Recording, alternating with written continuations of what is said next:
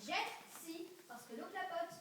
Il jette et clapote tout en même temps. Le jet d'eau ne clapote pas, l'eau seulement. Sans jet d'eau. Non, avec jet d'eau. On peut acheter un jet d'eau comme celui-là? Non. Alors comment est-ce que notre administration municipale a eu ce jet d'eau? Elle l'a eu en donation. Trafiqué? Non. Il a d'abord fallu bétonner le bassin, puis on a posé les tuyaux et les parterres de fleurs, et ensuite on a mis un garde-fou tout autour. Ensuite, Il était terminé. mais pourtant, on ne l'a pas encore vu. Qui ça?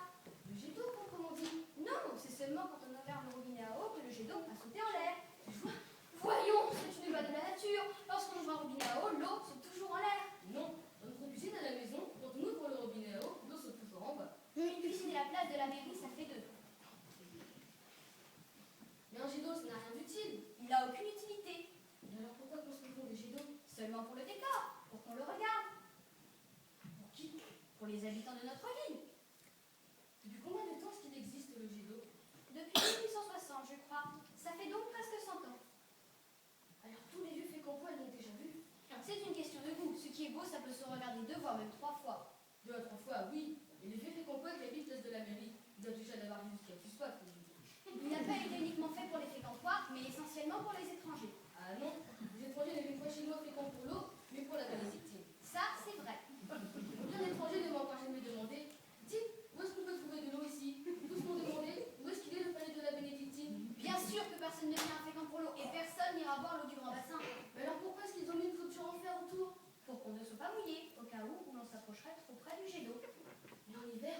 En hiver, là, il ne jette pas. Et si un étranger veut le voir en hiver? Il ne le peut pas, il faut qu'il attende jusqu'à ce que l'été revienne. Et s'il ne revient plus? Alors il ne le voit pas. Faut-il qu'il reste tout ce temps-là à Fécamp? Non, il repart et il faut qu'il revienne en été. Et s'il ne revient plus? Alors il ne le voit pas. Pour les fécampois, c'est plus facile, eux le voient tous les jours. Mais pas non plus en hiver. L'eau ne jette pas en hiver? Non, là, la fontaine gèlerait. Mais le courant ne jette jamais. Là, vous avez raison. C'est ce que m'a dit aussi une fois un installateur. Peut-être que les conseillers municipaux ne le savent pas. Il faut le leur dire aux conseillers municipaux. Ils seront peut-être reconnaissants. On pourrait s'épargner tout le travail qui consiste à refermer le robinet. Certes, on voit bien là que le profane peut aussi parfois avoir une bonne idée. Il n'y a qu'une seule chose qui n'est pas claire pour moi.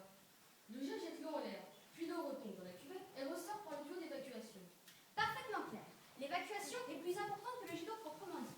Car s'il n'y avait pas eu d'évacuation depuis l'an 1860, peut-être qu'aujourd'hui, tout Fécamp, toute la Normandie, toute la France, peut-être même toute l'Europe sera submergée.